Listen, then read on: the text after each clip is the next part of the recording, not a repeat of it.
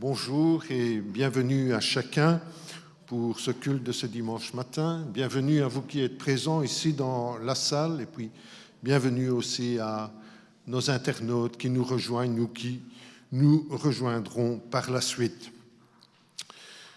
Dieu, en effet, n'a pas envoyé son Fils dans le monde pour qu'il juge le monde, mais pour que le monde soit sauvé par lui. C'est ce que nous croyons et c'est ce que nous voulons annoncer en cette période de Noël à ceux qui n'ont pas encore reconnu le Seigneur Jésus comme leur Sauveur et comme leur Seigneur.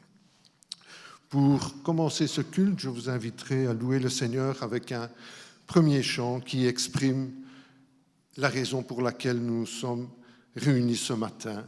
Nous voici, Seigneur, pour te louer. Je vous invite à vous mettre debout si vous le pouvez.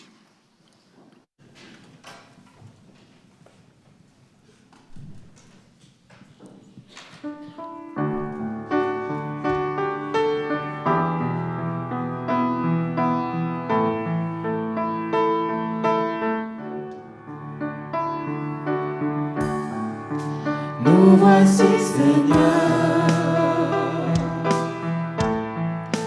pour louer ton nom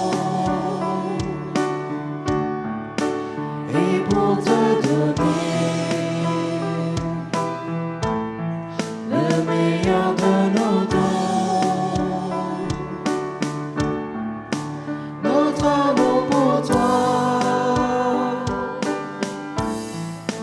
nos vies tout entières et nos cœurs crient de joie. Abba Père, aide-nous sans cesse à te faire plaisir et te dire avec tendresse, je t'aime, Seigneur. Nous voici, Seigneur, pour louer ton nom et pour te donner le meilleur de nos dons, notre amour pour toi, nos vies tout entières et nos cœurs crient de joie. Abba Père, aide-nous sans cesse à te faire plaisir et te dire avec tendresse, je t'aime, Seigneur.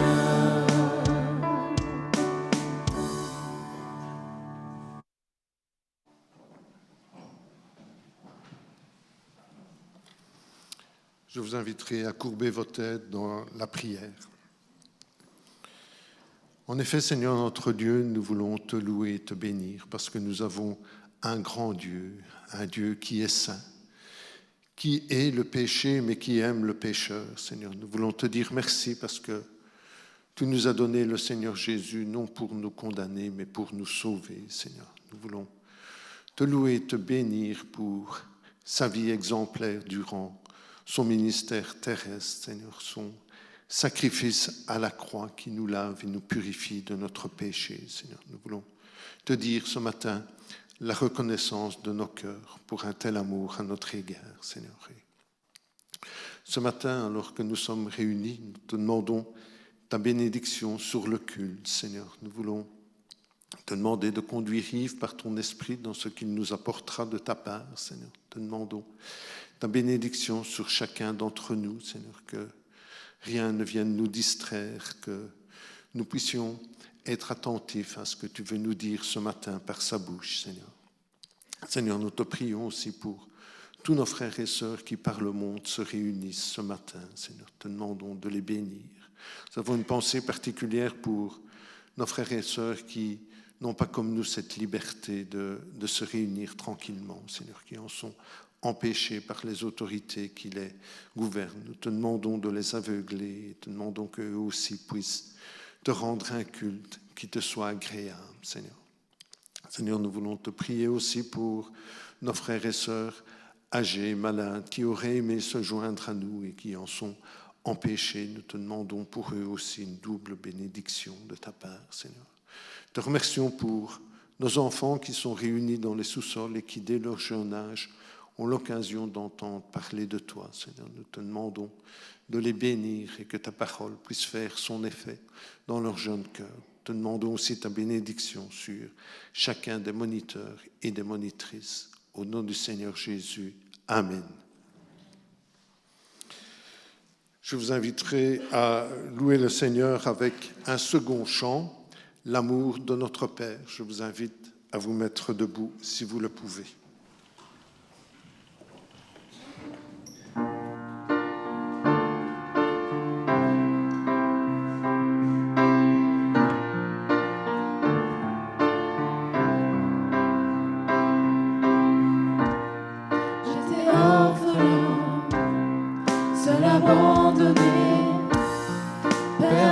Sans chemin, et ton amour m'a trouvé, serré sur ton cœur, blotti contre toi, ma vie enlacée dans la chaleur de tes bras.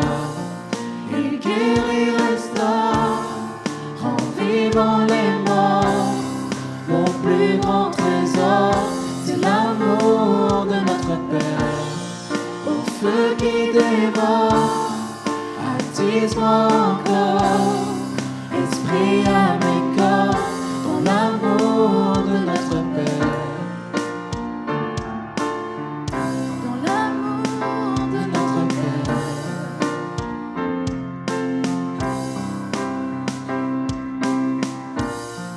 J'étais orphelin, tu m'as adopté. Saisi par ta main, tu m'as donné un foyer, de nouveaux vêtements, une bague au doigt. Tu transformes les mendiants aux enfants du roi des rois. Il guérit, restaure, rend vivant les morts. Mon plus grand trésor, c'est l'amour de notre Père. Au feu qui dévore, attise-moi encore, esprit à mes corps, dans l'amour de notre Père. De tendresse, océan de sagesse, joie jusqu'à l'ivresse, c'est l'amour de notre Père. C'est un lion qui rugit, un torrent qui jaillit, douceur et furie, c'est l'amour de notre Père. Volcan de compassion, tempête d'affection, confiance et passion, c'est l'amour de notre Père. Le Fils venu sur terre, sa mort les bras ouverts, splendeur et mystère, c'est l'amour de notre Père. C'est l'amour de notre Père.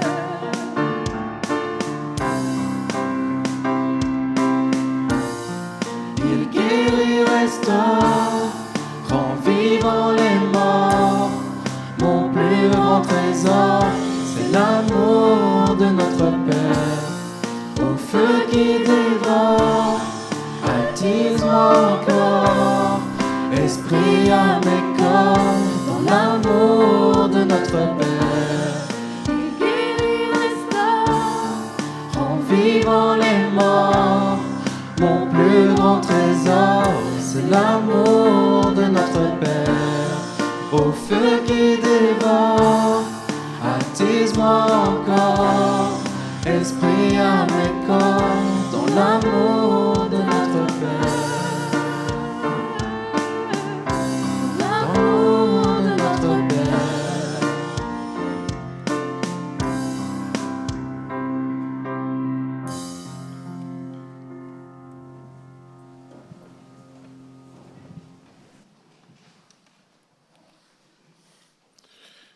Je vous inviterai maintenant à ouvrir votre Bible dans l'Évangile de Luc au chapitre 1 et nous lirons les versets 30 à 33.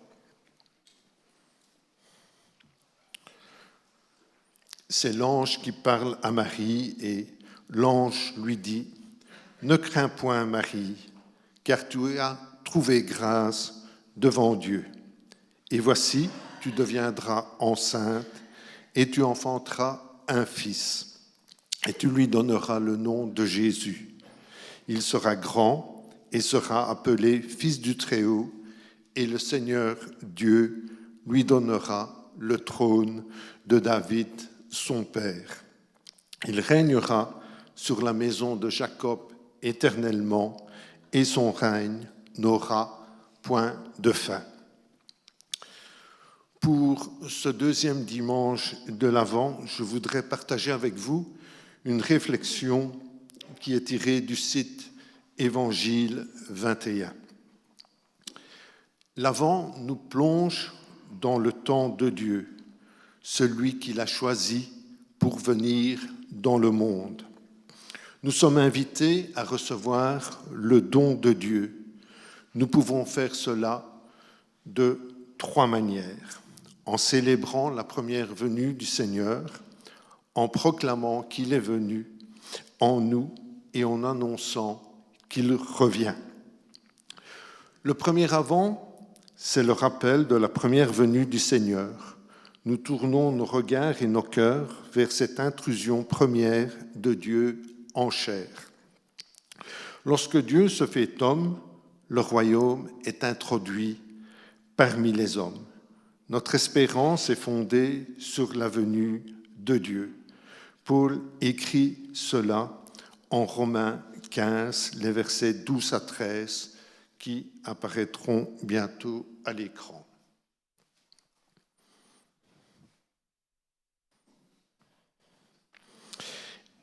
Ésaïe dit aussi « Il paraîtra le rejeton d'Isaïe, celui qui se lèvera pour commander aux nations. Les nations espéreront en lui.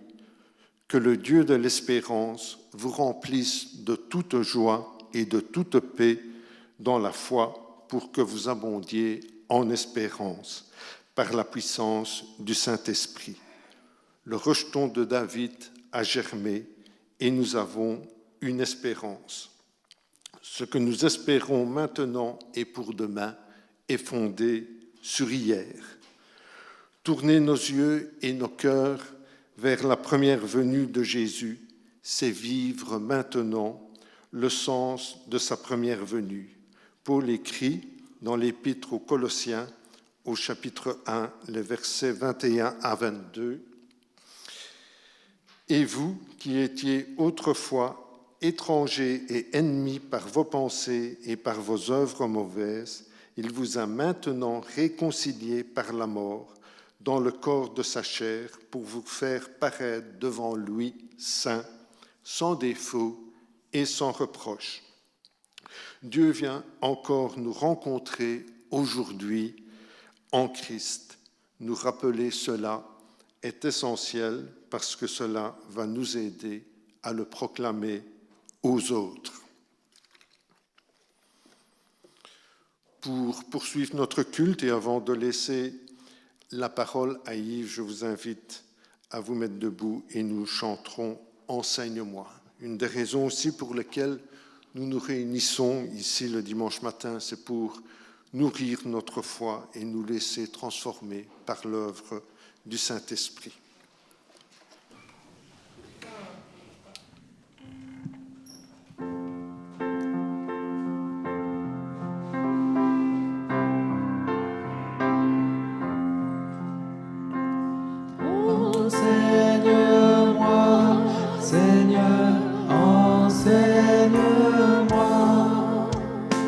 Garde mon faible cœur, enseigne-moi.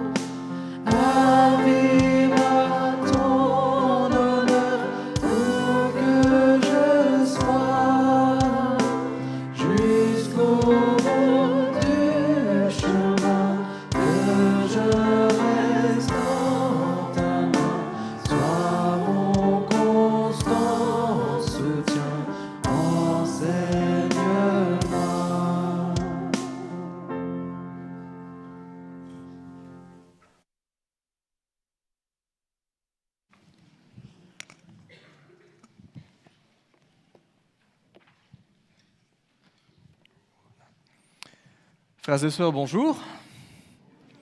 Alors, nous sommes arrivés au deuxième dimanche de l'Avent.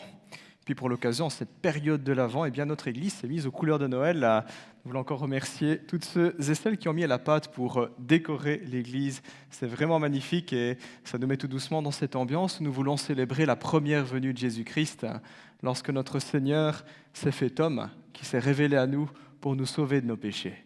Et en même temps, pour nous, c'est aussi nous rappeler qu'il y a encore une seconde venue. Nous attendons le retour aussi du Seigneur Jésus-Christ, parce que celui qui est venu une fois à Noël est aussi celui qui a promis qu'il reviendra pour nous prendre avec lui. Amen. Alors dans cette optique-là, nous voulons poursuivre ce matin notre série dans la lettre aux 7 églises. Et si j'ai bonne souvenance, nous étions arrivés à l'église de Philadelphie. Donc je vous invite à me rejoindre dans le livre de l'Apocalypse, Apocalypse chapitre 3, et nous étions arrivés au verset 7. Alors peut-être juste courtement quelques mots de rappel. Alors le livre de l'Apocalypse, c'est un livre qui est fascinant. Il inquiète certains, quand on voit ces visions grandioses, ces guerres, ça fait peur. Mais je rappelle que le livre de l'Apocalypse n'a pas été écrit pour faire peur, mais avant tout pour encourager les chrétiens. Parce que c'est l'histoire de Dieu qui vient restaurer ce monde qui est brisé par le péché. Et l'Apocalypse nous présente le dernier chapitre de ce plan extraordinaire. Et à la fin du livre de l'Apocalypse, nous lisons que le péché, la mort, le mal, la souffrance, le diable, toutes ces choses ne sont plus, parce que le Christ a remporté définitivement la victoire. C'est le point final de la Bible, le point final. C'est un livre qui est plein d'espoir pour nous les chrétiens et qui nous rappelle que dans nos difficultés, dans notre monde instable, on entend parler de guerre, de crise économique, de prix du gaz, du pouvoir d'achat qui diminue. La Bible nous invite non pas à regarder à ça, mais de nous rappeler la finalité de toute chose, la direction dans laquelle nous avançons, le retour du Christ, la victoire de l'agneau. Ainsi, la vie chrétienne est une vie qui se vit à la lumière de l'espérance que Dieu a donnée. Une espérance qui a point à Noël, la première venue du Christ, et une espérance qui sera pleinement réalisée quand Jésus-Christ sera là. Et justement, les premiers chrétiens qui ont reçu cette lettre de l'apôtre Jean, l'Apocalypse, ce n'est pas nous les premiers chrétiens qui avons lu cette lettre, ils souffraient énormément. Il y a 2000 ans, sous l'Empire romain, ils payaient leur foi au prix fort. Ils étaient victimes de discrimination, de confiscation, d'emprisonnement, voire de peine de mort. Ce sont des choses qui sont encore très réelles dans certaines sociétés, dans certains pays aujourd'hui. Ce n'est pas vraiment le cas en Belgique. Ma foi, on pourrait encore risquer qu'on se moque de nous, qu'on nous tourne au ridicule dans les médias, mais on n'est pas au point d'être emprisonné, d'avoir nos biens confisqués ou d'être mis à mort. Mais c'était le cas des chrétiens il y a 2000 ans.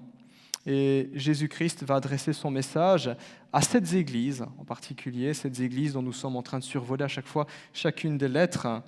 Et en lisant chacune de ces lettres, nous découvrons ce à quoi les chrétiens étaient confrontés, les défis qu'ils avaient devant eux, les difficultés, mais aussi leurs erreurs. Et quand nous lisons ces lettres-là, nous en tirons des leçons pour nous. Nous pouvons aussi prendre ces encouragements-là pour eux, pour nous aujourd'hui, parce que c'est le même Dieu, il ne change pas, il parle à son église.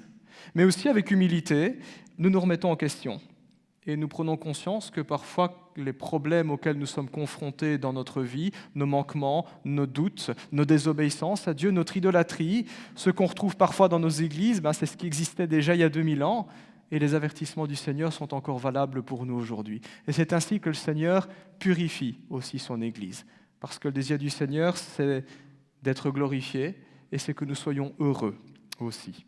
Je vous invite à lire ainsi la lettre à l'église de Philadelphie, Apocalypse chapitre 3, et nous lirons à partir du verset 7. La parole de Dieu dit ceci: « Écrit à l'ange de l'église de Philadelphie, voici ce que dit le Saint, le véritable, celui qui a la clé de David, celui qui ouvre et personne ne pourra fermer, celui qui ferme et personne ne pourra ouvrir. Je connais tes œuvres. Voici, j'ai mis devant toi une porte ouverte, que personne ne peut refermer parce que tu as peu de puissance et que tu as gardé ma parole sans renier mon nom. Je te donne des membres de la synagogue de Satan qui se prétendent juifs sans l'être et qui mentent. Je les ferai venir se prosterner à tes pieds et reconnaître que je t'ai aimé. Parce que tu as gardé mon ordre de persévérer, je te garderai aussi à l'heure de la tentation qui va venir sur le monde entier pour mettre à l'épreuve les habitants de la terre. Je viens bientôt. Tiens ferme ce que tu as, afin que personne ne prenne ta couronne. Du vainqueur, je ferai un pilier dans le temple de mon Dieu, et il n'en sortira plus jamais. J'écrirai sur lui le nom de mon Dieu, celui de la ville de mon Dieu, la nouvelle Jérusalem qui descend du ciel d'auprès de mon Dieu, ainsi que mon nom nouveau. Que celui qui a des oreilles écoute ce que l'Esprit dit aux églises. Amen. Jusqu'à la lecture. Je vous invite à prier. Voilà, Seigneur, un temps béni où tu nous permets de nous arrêter dans tout le flot d'activités que constitue notre semaine pour ouvrir ta parole et pour réentendre, Seigneur, ces mots qui ont été entendus il y a 2000 ans et qui continuent à être entendus à travers l'histoire. Seigneur, nous ne voulons pas en louper une miette et tu sais combien nous pouvons être rapidement distraits ou préoccupés. Nous te demandons, Seigneur, une effusion de ton esprit, des oreilles pour entendre, des yeux pour voir, un cœur pour comprendre.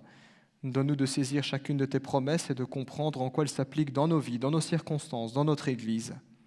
Rends-nous sensibles aussi à tes avertissements, que nous n'ayons pas un cœur dur et incrédule, Seigneur, mais que nous puissions ce matin, en tant que tes enfants, accueillir ta parole, la parole de notre Père céleste, Seigneur, avec foi, avec soumission et avec une pleine confiance.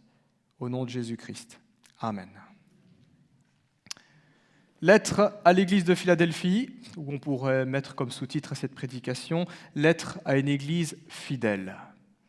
En fait, nous trouvons ici une des lettres les plus encourageantes parmi les 7 églises. Quand vous regardez ou quand vous lisez de votre côté les 7 églises, vous découvrirez qu'en fait l'église de Philadelphie et l'église de Smyrne sont les seules des 7 églises à qui Jésus-Christ n'a aucun reproche. Il n'a rien à redire quand il considère ces églises. Et ça, c'est effrayant.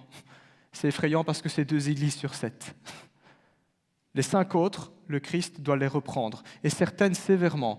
Si vous vous souvenez, il y a quelques semaines, on avait parlé de l'église de Sardes, une église morte. Une église morte. Donc 2 églises sur 7 ne reçoivent que des éloges, aucun reproche. Ce sont des églises fidèles et qui sont irréprochables aux yeux du Seigneur. Et ces églises nous encouragent, elles nous motivent, elles nous mettent au défi aussi à chercher à paraître irréprochables aux yeux de notre Seigneur Jésus-Christ. Alors ça ne veut pas dire que Philadelphie était une église parfaite, parce que l'église parfaite n'existe pas, et si un jour vous la trouvez, eh bien elle deviendra imparfaite, parce que nous ne sommes pas parfaits, nous ne sommes pas encore parvenus à la perfection. Ça c'est quelque chose qu'il faut savoir accepter. Quand on met les pieds dans une église, on continue à pécher soi-même, et on est avec des gens qui continuent à pécher, et par la grâce de Dieu, nous apprenons à nous supporter, à nous aimer, et à nous faire serviteurs des uns et des autres. Donc non, l'église parfaite n'existe pas, mais la direction que ces communautés avaient prise, leur sincérité, leur authenticité, ça sonnait vrai.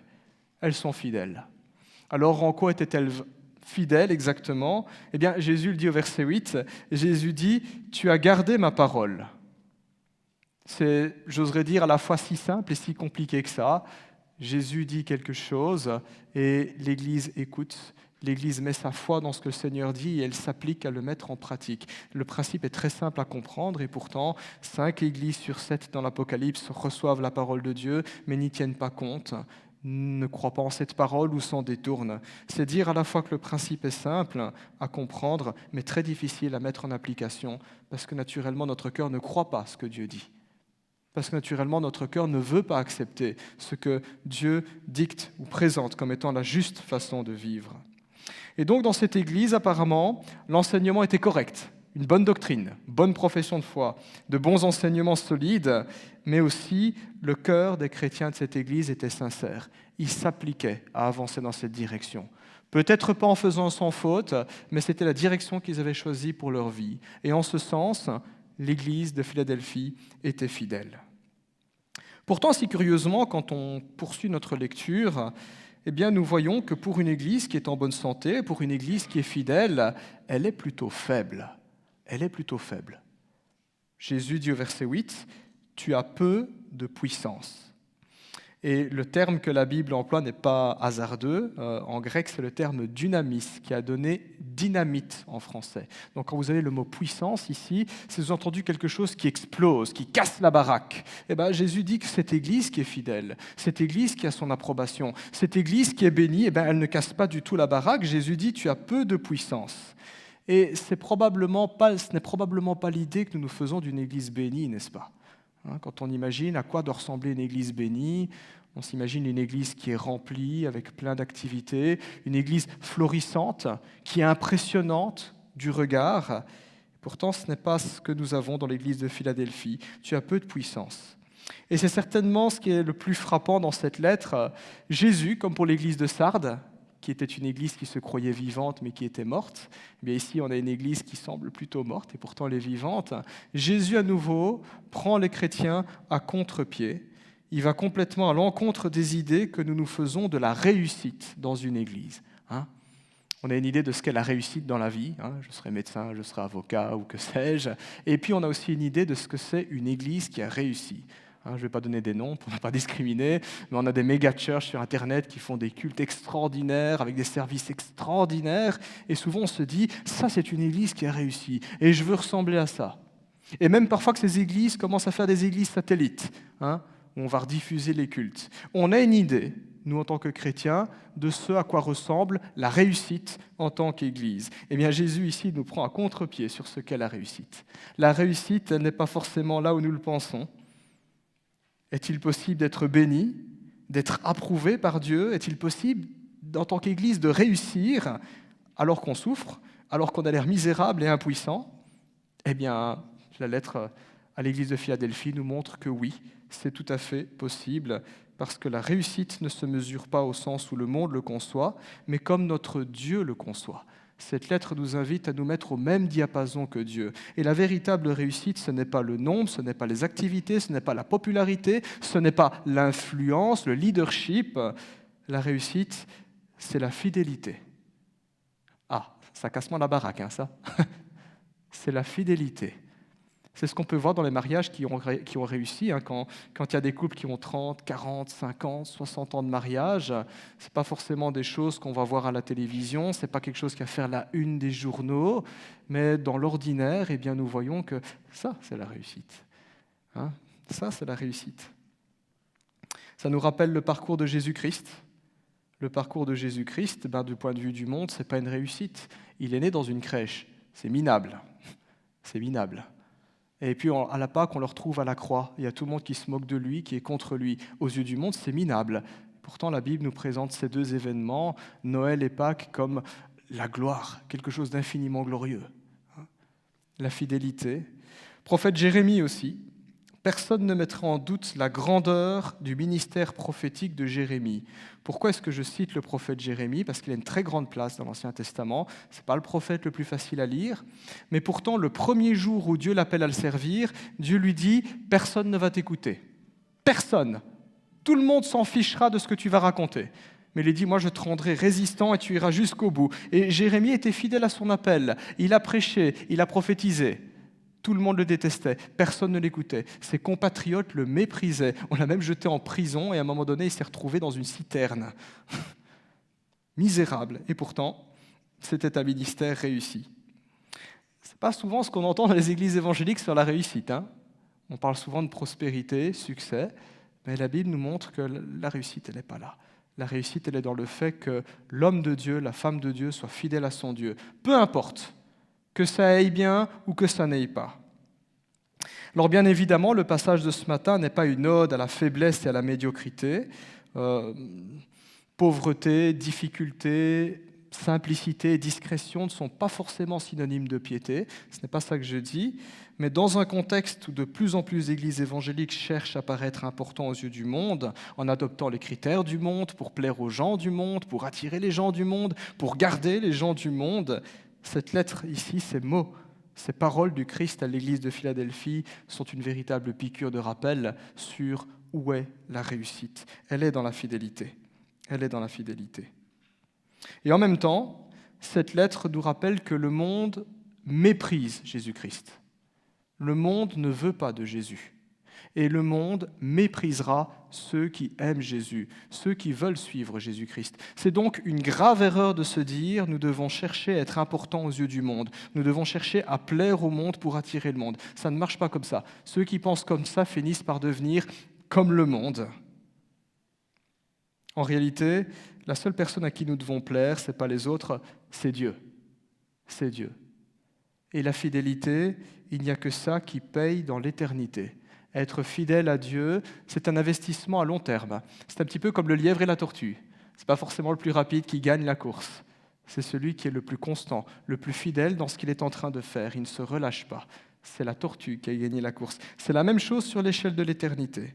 Nous sommes appelés à être fidèles. Et c'est lent, la fidélité. C'est impopulaire, ce n'est pas apprécié dans le monde, mais la Bible nous rappelle que ça marche. Ça marche parce que le Seigneur Jésus, qui est venu une première fois à Noël, reviendra. Et il rendra chacun selon ses œuvres. Il récompensera aussi la fidélité. Mais pour l'heure, je vous invite d'aller à la découverte de la ville pour comprendre ce à quoi les chrétiens étaient confrontés là-bas et pour en tirer des leçons pour nous. Alors, il y aurait beaucoup de choses à dire sur la ville de Philadelphie. Pour les friands d'histoire et d'archéologie, je ne serai pas exhaustif ce matin. Peut-être quelques détails utiles qui permettent d'éclairer notre texte ici.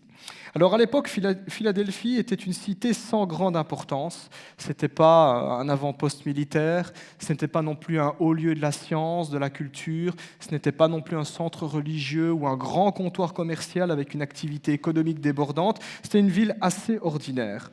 Mais cette ville avait eu un grand passé.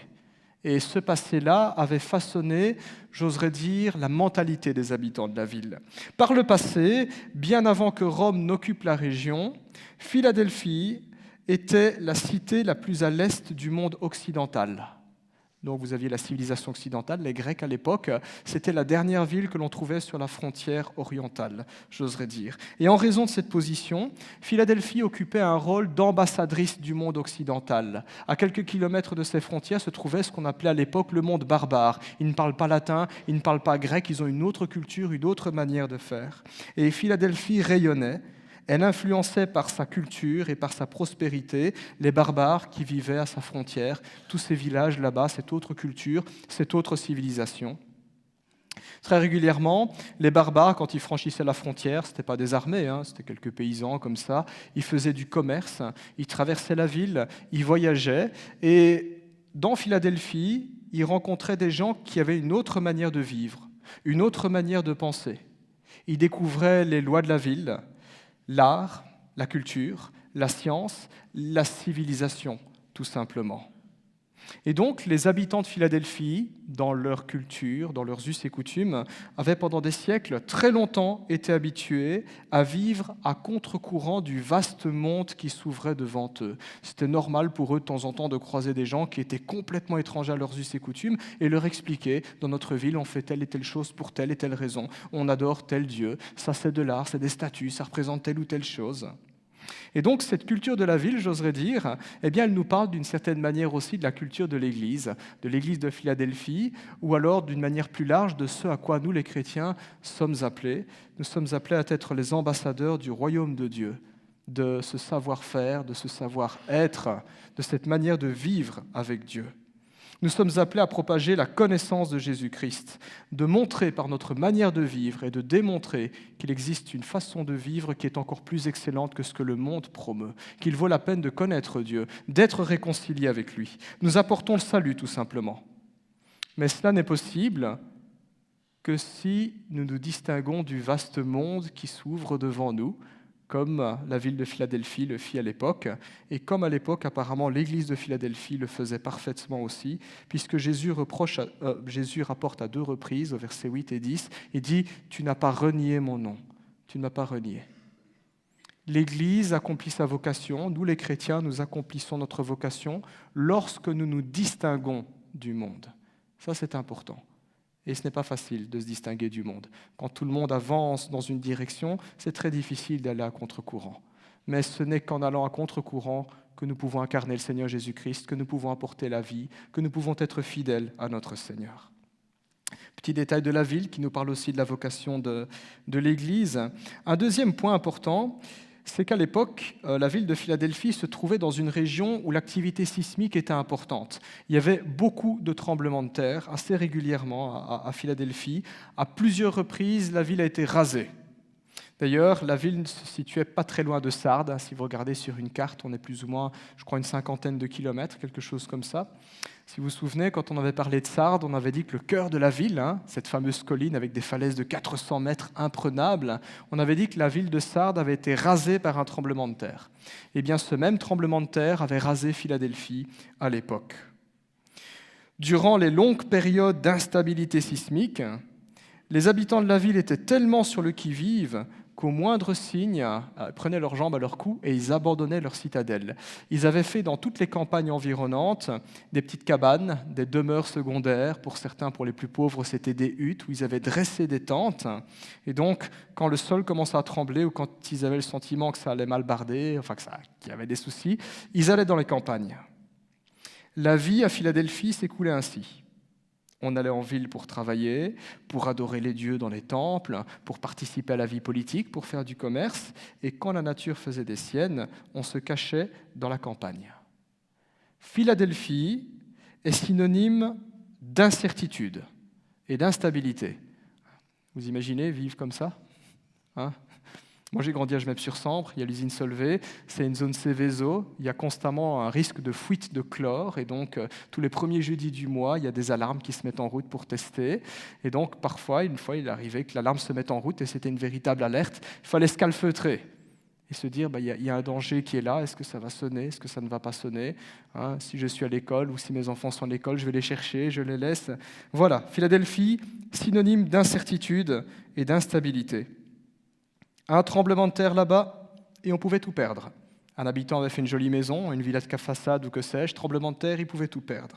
Si on était au mauvais endroit, au mauvais moment dans cette ville, on pouvait perdre la ville, on pouvait perdre la vie. Par exemple, la façade d'une maison qui s'écroule sur une personne, voilà. Philadelphie est en quelque sorte une image qui évoque l'expérience de beaucoup de personnes aujourd'hui, et même parfois de certains chrétiens, la manière dont on vit. La crainte et l'incertitude vis-à-vis de la vie en général. Et pour certaines personnes qui ne connaissent pas le Seigneur, l'incertitude vis-à-vis de l'éternité en particulier. On ne sait pas si on construit notre vie sur du solide ou sur quelque chose qui est stable. Je reste étonné de voir dans notre société combien on rejette de plus en plus la personne de Jésus-Christ. On trouve ça ridicule.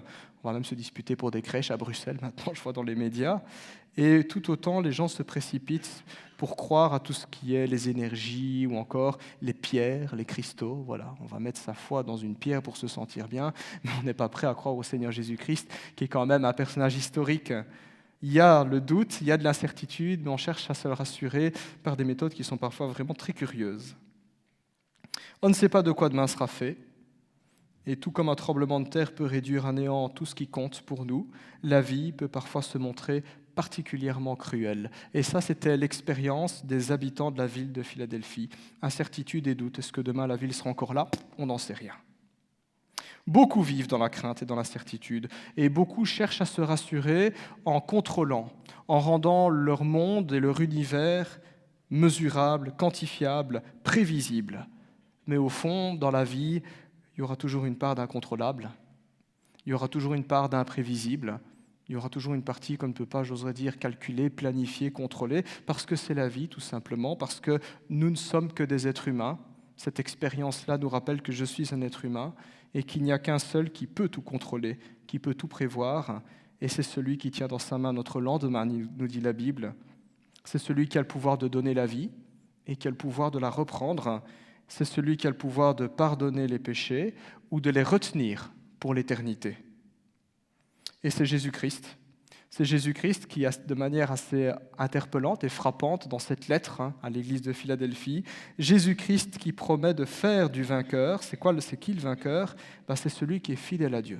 C'est celui qui connaît Dieu. Celui qui se dit, moi je lui fais confiance et je veux construire ma vie sur ce qu'il dit. Eh bien Jésus promet de faire du vainqueur un pilier dans le temple de Dieu dont il ne sortira jamais. Verset 12.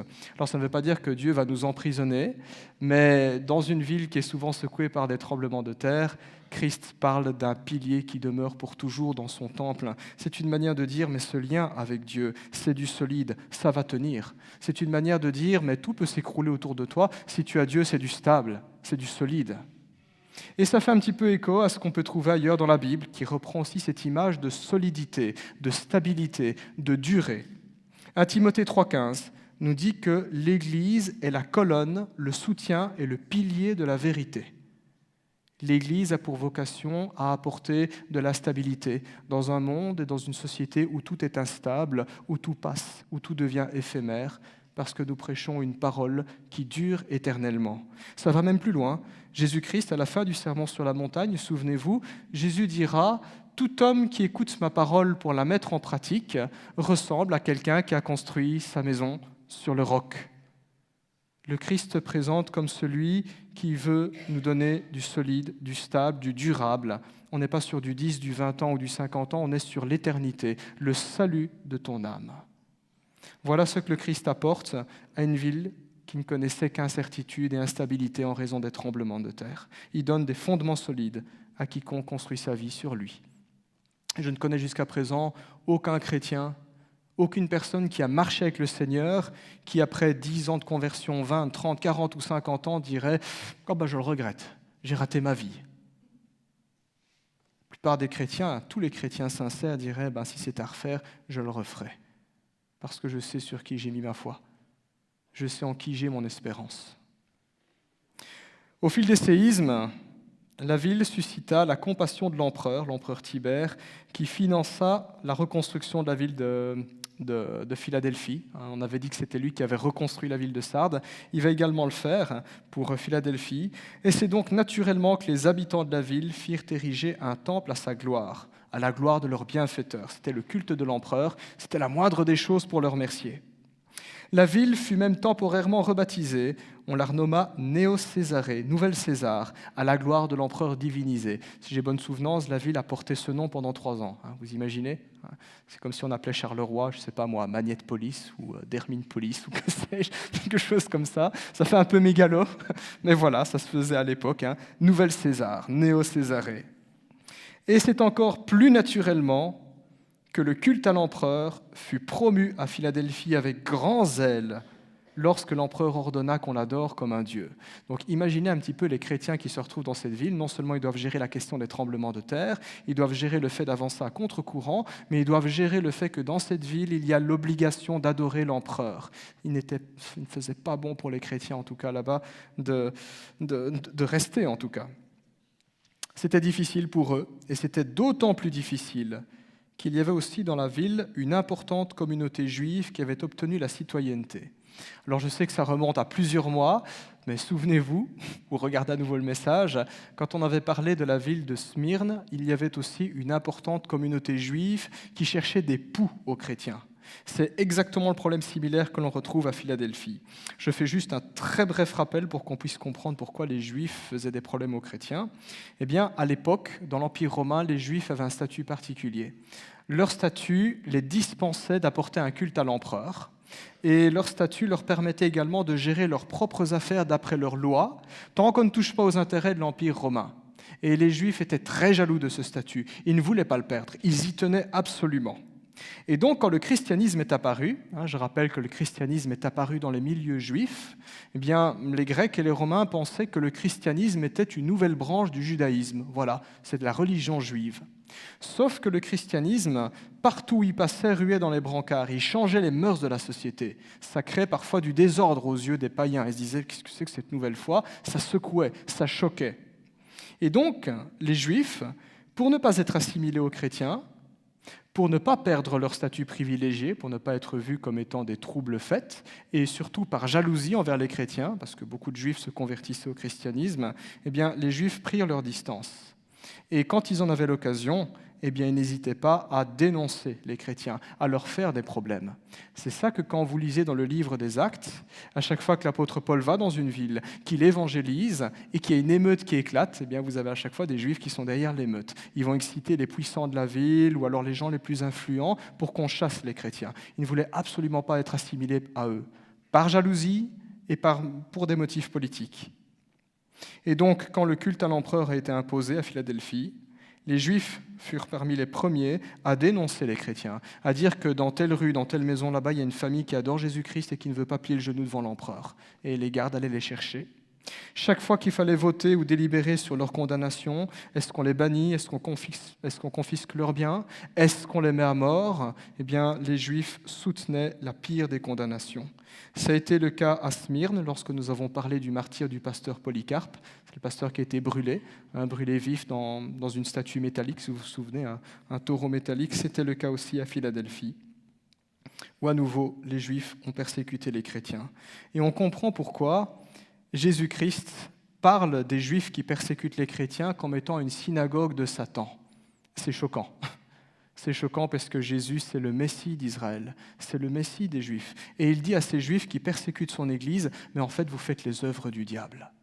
Et c'est ce que le Christ avait déjà relevé dans les Évangiles, dans Jean 8, 44, quand Jean dira au chef de son peuple, vous avez pour père le diable, parce que vous faites ses œuvres, il a été menteur et meurtrier dès le commencement. Et c'est ce qui se reproduit, là où le christianisme au 1er siècle se répandait. Mais malgré cela, les chrétiens là-bas continuaient à rester fidèles à Jésus. Ils acceptaient de souffrir pour lui parce qu'ils aimaient Jésus. Et ça nous fait réfléchir aussi en tant que chrétiens. Je ne pense pas que quelqu'un dans la salle a déjà vécu ce type d'opposition, mais peut-être dans d'autres contextes se dire, mais tiens, est-ce que moi je resterai fidèle au Seigneur Jésus-Christ? Est-ce que je continuerai à dire, je refuse de faire ce qu'on me demande parce que c'est contraire à ce que mon Dieu me demande? Est-ce que nous ferions de même? Ces chrétiens là-bas, en tout cas, portaient leur croix, littéralement. On les poussait à abandonner Jésus, mais ils s'attachaient à Jésus. Je rappelle simplement les propos de Polycarpe de Smyrne, lorsque les autorités lui imposèrent d'abjurer le Seigneur Jésus-Christ, de renier le Seigneur Jésus-Christ. Polycarpe, qui avait passé 80 ans avant qu'on le brûle, il répondit « Il y a si longtemps que je connais Jésus, et il ne m'a jamais fait de mal. Comment pouvez-vous me demander de le renier ?» Dieu, voyant alors la fidélité des chrétiens de Philadelphie, va alors les récompenser. Quelle récompense va-t-il leur donner? Certainement pas la récompense que nous imaginons. Quand on a quelqu'un qui souffre à cause de sa foi et que Dieu lui dit « je vais récompenser ta foi », pour nous la récompense, c'est il va mettre fin à leur souffrance, il va les délivrer, il va punir leurs ennemis, il va rendre le chrétien plus fort, plus courageux, que sais-je, mais nous on aimerait que la souffrance prenne fin, mais ce n'est pas ce que Dieu va faire.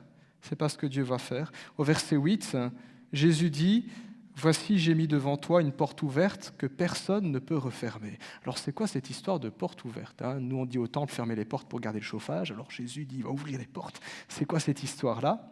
Eh bien, dans la Bible, quand Dieu ouvre les portes dans une église ou dans la vie de quelqu'un, c'est une manière de dire qu'il va créer des circonstances particulières. Il va mettre des opportunités devant nous. C'est l'expression que nous avons aussi. On dit « Ah, Dieu m'a ouvert une porte dans le monde des affaires, par exemple, ou dans telle ou telle chose. » Sauf que dans la Bible, une porte ouverte, c'est toujours en rapport avec l'évangélisation, avec le témoignage.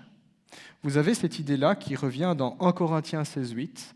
Vous avez l'apôtre Paul, il était à Éphèse, il écrit cette lettre aux Corinthiens et il leur dit « Je vais rester à Éphèse jusqu'à la Pentecôte ». Et pourtant, Éphèse, c'était dur. Si vous relisez Actes 18-19, il y a des émeutes contre les chrétiens. Et Paul dit « Je vais rester là-bas ». Il dit « Parce qu'une porte m'y est largement ouverte pour un travail efficace, et les adversaires sont nombreux. » Donc Paul reconnaît que Dieu va bénir son travail dans cette ville malgré l'opposition.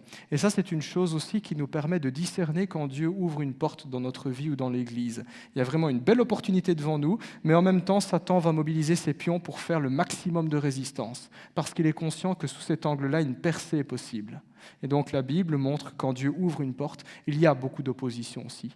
C'est ce qu'on voit, en tout cas dans l'Église de Philadelphie.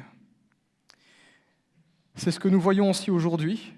Par exemple, quand on regarde dans les missions, là où l'Église grandit le plus fortement, là où il y a le plus de conversions dans le monde, ce n'est pas en Occident. C'est en Asie, c'est en Afrique et c'est en Amérique du Sud. C'est dans les pays communistes, dans les pays musulmans, dans les pays totalitaires, dans les pays pauvres, dans les pays où les chrétiens payent leur prix au plus fort. Eh bien, assez curieusement, c'est là où le monde et c'est là où Satan s'acharne le plus pour détruire l'Église qu'elle grandit le plus. Ironie de la situation. Plus on souffle dessus, plus la flamme se met à prendre. Ça ne l'étouffe pas.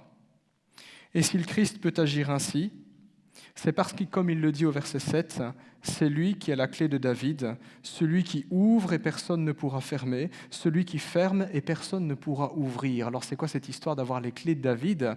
Eh bien, Jésus prend tout simplement ici une image qui était très connue dans l'Antiquité ou au Moyen-Âge. C'est une image qu'on emploie encore aujourd'hui, mais beaucoup plus rarement. Ça commence à se perdre dans notre culture.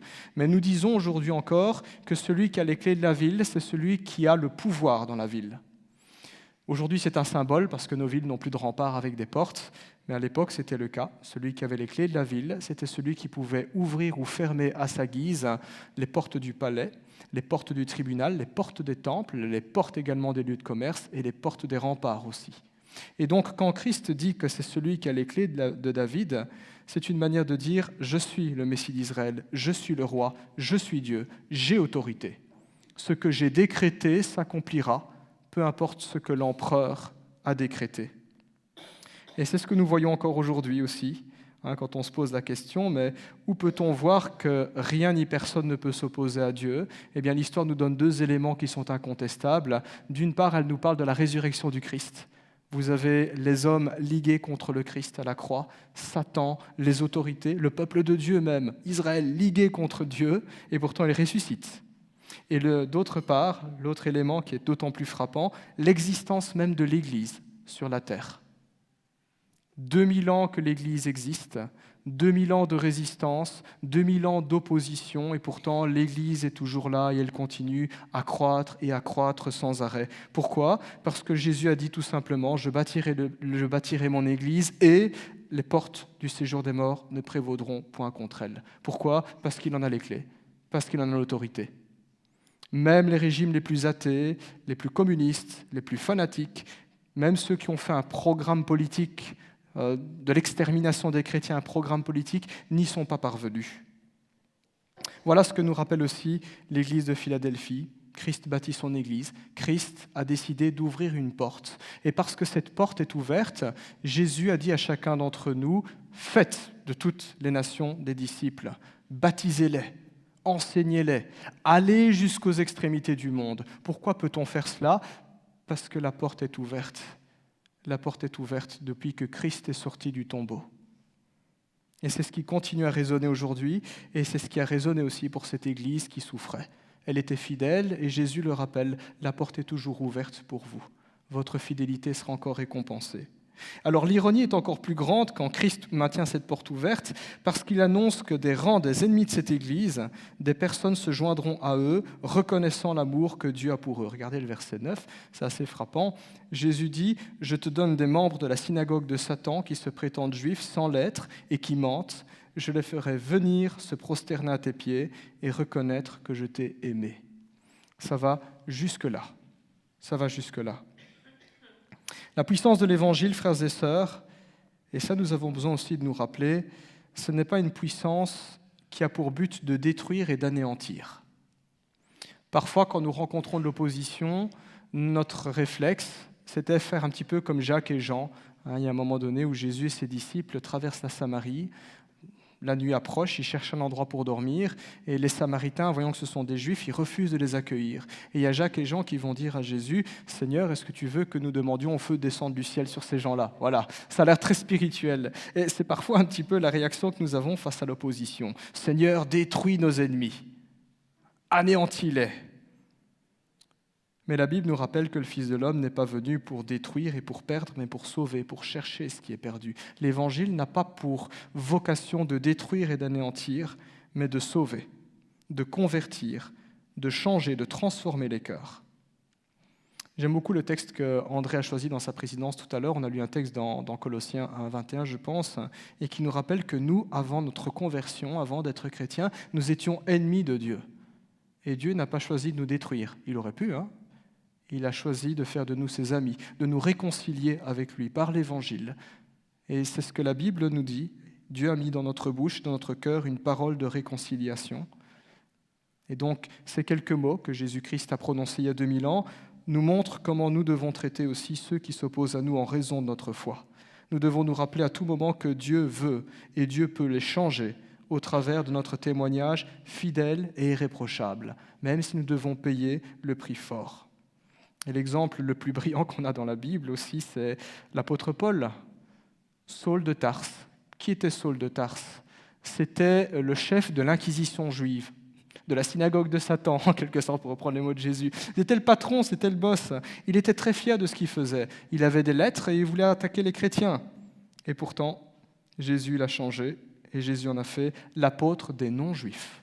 L'apôtre des non-juifs. Proverbe chapitre 16, verset 7 nous dit ceci: « Quand Dieu approuve les voies d'un homme, il dispose même ses ennemis à faire la paix avec lui. » C'est une réalité qui se vérifie dans la Bible, dans l'histoire, dans nos vies personnelles. Nous qui étions ennemis, nous avons été réconciliés, et qui peut devenir aussi une réalité pour toute une Église quand elle a des adversaires et des ennemis, ou pour nous les chrétiens, quand nous avons des adversaires et des ennemis dans nos contextes particuliers, dans la famille ou au travail. Dieu peut changer le cœur de nos ennemis.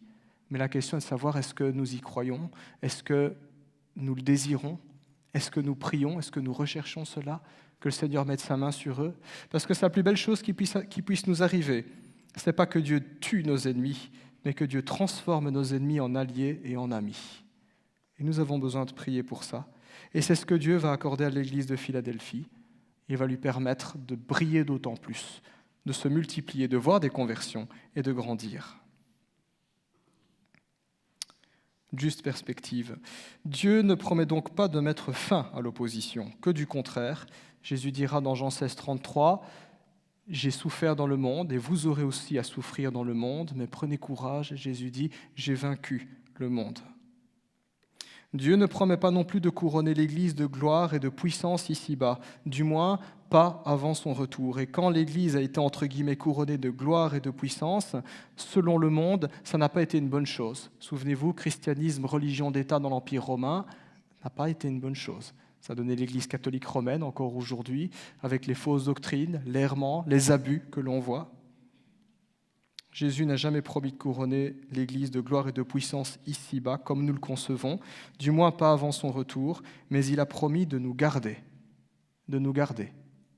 Et c'est ce que Jésus redit encore au verset 10 à cette Église. Il dit « Parce que tu as gardé mon ordre de persévérer, je te garderai aussi à l'heure de la tentation qui va venir sur le monde entier pour mettre à l'épreuve les habitants de la terre. » Nous avons besoin de nous rappeler de cela. Notre sort ne dépend pas de ce que le monde décide, mais de ce que Dieu décide. Et Dieu a décidé de nous garder, de nous préserver, de nous sauver. Les paroles que Jésus prononce ici sont très rassurantes et on devine très bien aussi qu'elles dépassent le cadre de l'église de Philadelphie, puisque Jésus parle d'un temps à venir où apparemment le monde entier et tous les habitants de la terre seront éprouvés. Certains chrétiens voient dans ces mots-là la tribulation, en disant que le Seigneur, d'une manière particulière, va garder son église. C'est possible. C'est possible. Tous les chrétiens ne sont pas d'accord avec cette interprétation, mais moi, ce qui me touche, et là où je veux attirer l'attention, c'est que Dieu garde les siens. Peu importe ce qui se passe, Dieu garde les siens. Voilà notre espérance. Dieu nous garde. La lettre se clôture alors par les paroles de celui qui est saint et véritable. C'est comme ça que Jésus se présente, saint et véritable. Alors on avait vu jusqu'à présent qu'en général, quand Jésus se présente, il repuise dans la vision qu'a Jean dans Apocalypse 1. Ici, il ne le fait pas. Il puise carrément dans l'Ancien Testament. Il prend d'autres visions. C'est une expression qui puise dans plusieurs prophéties, je ne vais pas toutes les citer ici, mais qui fait aussi écho à ce que l'apôtre Jean avait écrit précédemment aux églises. Dans 1 Jean 5,20, Jésus dira à propos de Jésus, « C'est lui le véritable Dieu, c'est lui la vie éternelle. » C'est ce Dieu-là pour qui les anges chantent constamment « Saint, Saint, Saint est l'Éternel ». Et comme nous l'avions vu, la révélation du Dieu 3 fois saint, la révélation du vrai Dieu, c'est une vision qui est terrible parce qu'elle consume le pécheur. C'est une chose particulièrement effrayante pour un pécheur de se retrouver nez à nez avec Dieu dans sa gloire. Et pourtant, quand Christ se révèle à l'église de Philadelphie, l'église n'est pas consumée. Elle n'est pas consumée parce qu'elle est fidèle. Ainsi, les chrétiens qui marchent humblement avec Dieu n'ont pas à avoir peur de Dieu. C'est ça que la Bible nous dit aussi, que l'amour bannit la crainte. Si nous aimons Dieu sincèrement et si nous savons aimer de lui, nous n'avons pas à avoir peur parce que le jugement et la condamnation, ce n'est pas pour nous. Aux Juifs qui ne juraient que par Jérusalem et son temple, qui usaient de leur citoyenneté, de leurs prérogatives politiques pour persécuter les chrétiens, Jésus rappellera alors que la citoyenneté d'en haut, la vraie citoyenneté, celle qui compte, nous est acquise par la foi, et c'est la citoyenneté de la Nouvelle Jérusalem. C'est une manière de parler aussi de la nouvelle création, du royaume que Dieu va établir. C'est ce qu'il dit au verset 12, la deuxième partie du verset 12. Il nous dit « J'écrirai sur lui le nom de mon Dieu, celui de la ville de mon Dieu, la Nouvelle Jérusalem qui descend du ciel d'auprès de mon Dieu, ainsi que mon nom nouveau. » Voilà, les Juifs étaient très attachés à ça. Jérusalem, le temple et ma citoyenneté dans la ville. Le Christ rappelle, la véritable Jérusalem n'est pas celle qui est en bas, mais elle est celle que le Seigneur va établir sur terre quand il reviendra. La vraie citoyenneté qui compte, c'est celle-là. Comme le dit Jésus-Christ, eh bien que celui qui a des oreilles écoute ainsi ce que le Saint-Esprit dit aux églises aujourd'hui. Prenons ces encouragements pour nous. Nous vivons dans un monde qui est de plus en plus instable, nous le voyons dans les médias, on parle de guerre, on parle de toutes sortes de choses. Rappelons-nous, le Christ qui est venu une fois reviendra, et entre-temps, c'est le Dieu qui nous garde, c'est le Dieu qui nous appelle à être fidèles, c'est le Dieu qui est aussi fidèle envers nous, parce qu'il ne se reniera jamais. Amen. Je vous invite à prier. Nous voulons te rendre grâce pour ta parole, Seigneur, ce matin.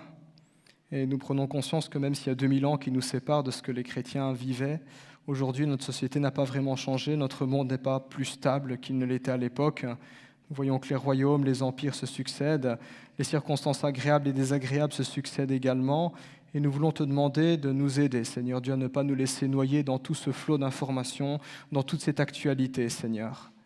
Nous voulons ancrer notre espérance en toi, pas dans ce que le monde propose. Seigneur, pardonne-nous bien souvent d'oublier ta parole. Pardonne-nous lorsque nous nous laissons gagner par la crainte et par l'inquiétude. Pardonne-nous lorsque nous cédons la tentation de faire un compromis pour ne pas avoir de problème.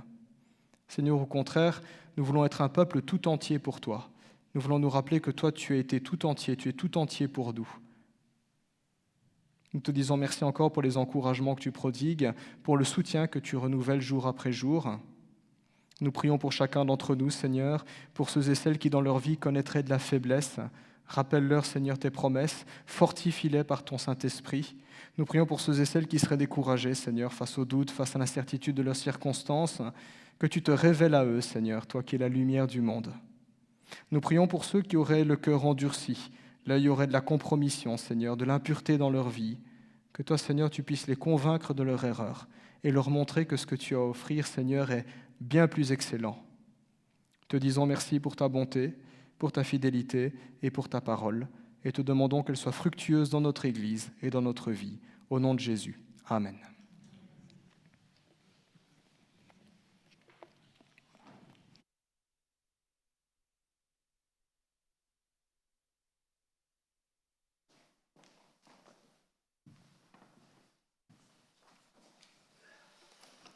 Merci Yves pour ce message que tu nous as apporté ce matin de la part du Seigneur. Pour poursuivre notre culte et avant de passer à la Sainte Seine, je vous inviterai à vous lever et nous louerons le Seigneur avec le chant « Sur le mont du Calvaire ».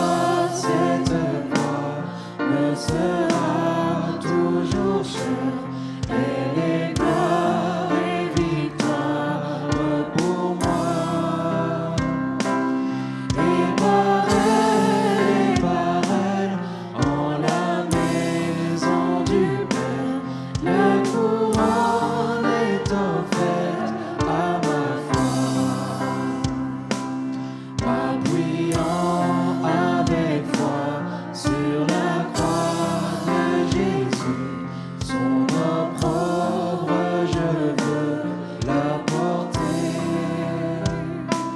jusqu'au jour bienheureux où parmi les élus dans le ciel je pourrai l'exalter. Cette croix me sera toujours chère, elle est gloire et victoire pour moi. Et par elle, en la maison du Père, la couronne est offerte à ma foi. Cette croix.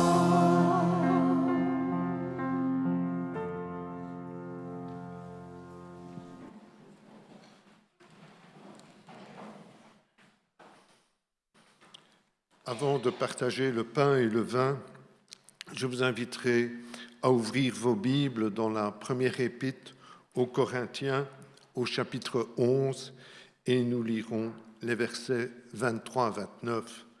Ce sont les recommandations que l'apôtre Paul nous fait de la part du Seigneur concernant ce repas que nous allons partager dans quelques instants. Car j'ai reçu du Seigneur ce que je vous ai enseigné, c'est que le Seigneur Jésus, dans la nuit où il fut livré, prit du pain, et après avoir rendu grâce, le rompit et dit : « Ceci est mon corps qui est rompu pour vous, faites ceci en mémoire de moi. » De même, après avoir soupé, il prit la coupe et dit : « Cette coupe est la nouvelle alliance en mon sang. Faites ceci en mémoire de moi toutes les fois que vous en boirez. Car toutes les fois que vous mangez ce pain et que vous buvez cette coupe, vous annoncez la mort du Seigneur jusqu'à ce qu'il vienne. C'est pourquoi celui qui mangera le pain ou boira la coupe du Seigneur indignement sera coupable envers le corps et le sang du Seigneur. Que chacun donc s'éprouve soi-même et qu'ainsi il mange du pain et boive de la coupe, car celui qui mange et boit sans discerner le corps du Seigneur mange et boit un jugement contre lui-même. » Lorsque nous partageons le pain et le vin, nous célébrons le corps de Christ qui a été brisé pour nous à la croix. Nous nous rappelons que c'est son sang qui a coulé pour effacer notre péché et nous réconcilier avec Dieu, son Père. Avant de partager le pain et le vin, je vous inviterai à un moment de recueillement où nous pouvons nous adresser chacun silencieusement dans notre cœur à notre Dieu.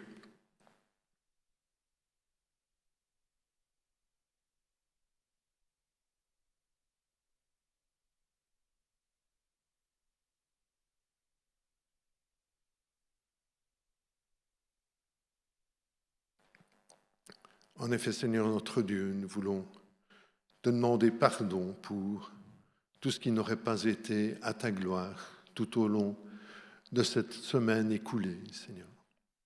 Seigneur, en partageant le pain et le vin, nous voulons te louer, te bénir pour le sacrifice du Seigneur Jésus et nous souvenir que sur la croix, c'est lui qui a porté notre péché. Et si nous pouvons nous tenir devant toi ce matin, c'est parce que nous sommes libérés de notre péché, parce que son sang a coulé. C'est le sang précieux du Seigneur Jésus qui nous lave et nous purifie de nos péchés. Et pour cela, nous t'apportons toute la gloire ce matin, au nom du Seigneur Jésus. Amen. Si vous avez reconnu le Seigneur Jésus comme votre Sauveur et comme votre Seigneur, si vous l'avez manifesté publiquement en passant par les eaux du baptême, nous vous invitons à prendre le pain et le vin.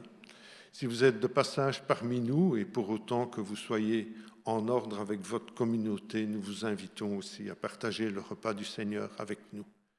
Si toutefois vous n'avez jamais participé à ce repas, nous vous demandons d'avoir un entretien avec le pasteur ou les anciens, parce que ce repas n'est pas n'importe quel repas, mais un repas institué par le Seigneur lui-même, et cela conformément à ce que nous venons de lire dans l'Épître aux Corinthiens.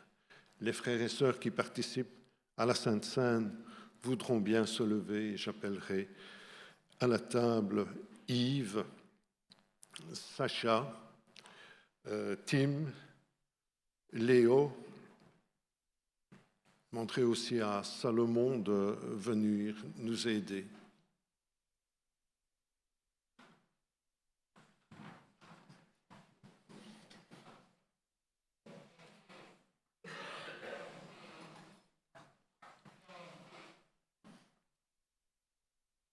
Je demanderai à Tim de prier pour le pain et je demanderai à Sacha de prier pour le vin.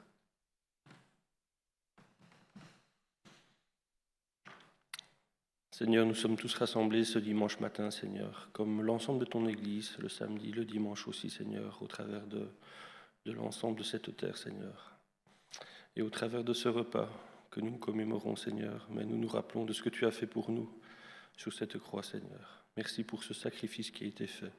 Ton corps a été meurtri, Seigneur. Et le pain que nous prenons, Seigneur, mais symbolise ton corps qui a été meurtri. En souvenir de cela, nous mangeons ce pain, Seigneur. Amen.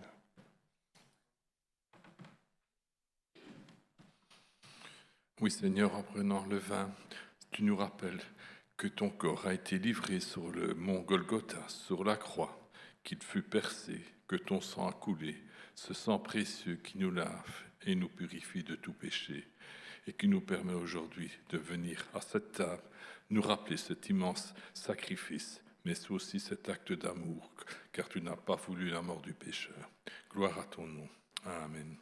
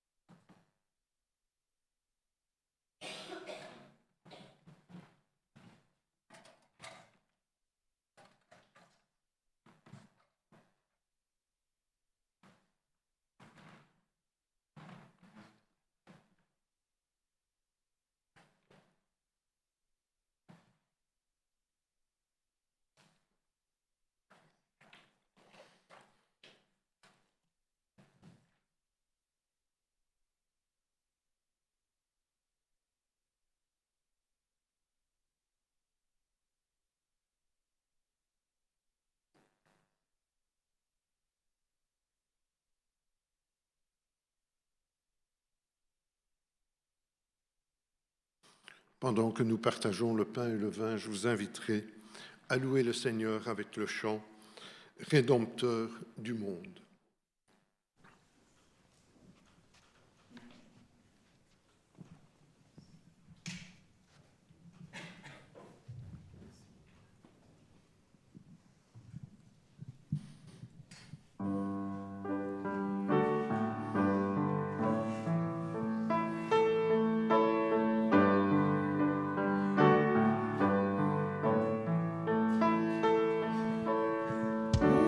Rédempteur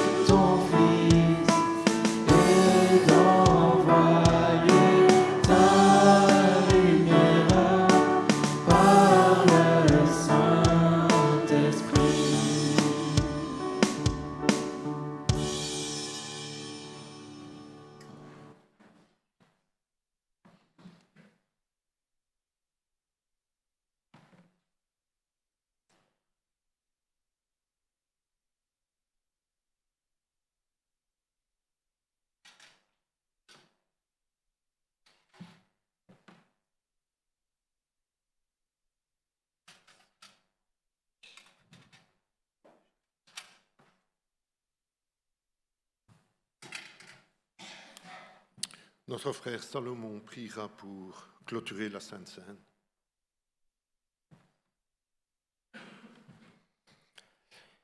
Merci Seigneur encore pour ce repas, pour cette grâce Seigneur, que toute la gloire te revienne au siècle des siècles. Amen.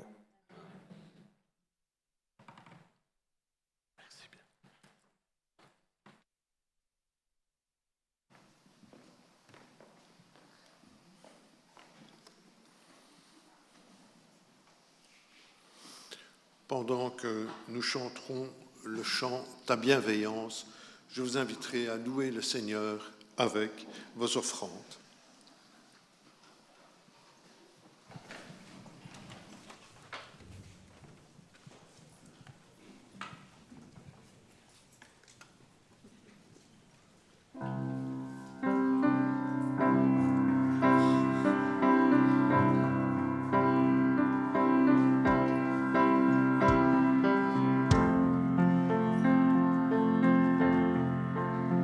J'écouterai ce que dit Dieu, car il est droit pour qui l'écoute.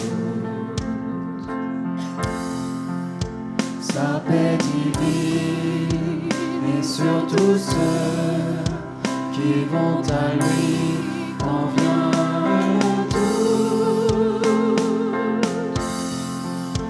Fidèlement, je veux le suivre, je veux marcher dans ses sentiers. Il est la main qui me délivre de la folie de mes projets. Ta bienveillance, ô Éternel, vaut mieux que tout ce que j'ai vu. Ma délivrance est sous ton aile, sur le rocher de ton salut. Ta bienveillance, ô Éternel, vaut mieux que tout ce que j'ai vu. Ma délivrance est sous ton aile, sur le rocher de ton salut. Seigneur est bon, son règne vient et le pays est apaisé. Lorsque la crainte est en chacun, lorsque son nom est exalté, marchons en paix, suivons son pas, en justice et en vérité. Recevons tout ce qu'il voudra, ce que sa main veut nous donner. Ta bienveillance, ô Éternel, vaut mieux que tout ce que j'ai vu. Ma délivrance est sous ton aile, sur le rocher de son salut. Ta bienveillance, ô Éternel, vaut mieux que tout ce que j'ai vu. Ma délivrance est sous ton aile, sur le rocher de ton salut.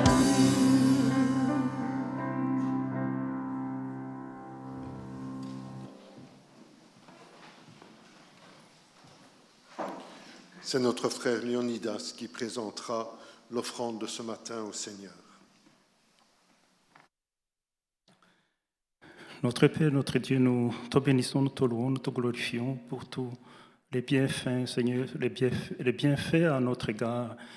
Père Céleste, tu nous as donné beaucoup, tu nous as donné la nourriture pour nos corps, tu nous as donné en toi pour nous abriter, Seigneur. Tu nous as donné beaucoup et nous avons pris une partie de ce que tu nous as donné pour donner cette offrande, Seigneur. Nous voulons te demander de la bénir pour l'avancement de ton règne. Au nom de Jésus, merci, Seigneur.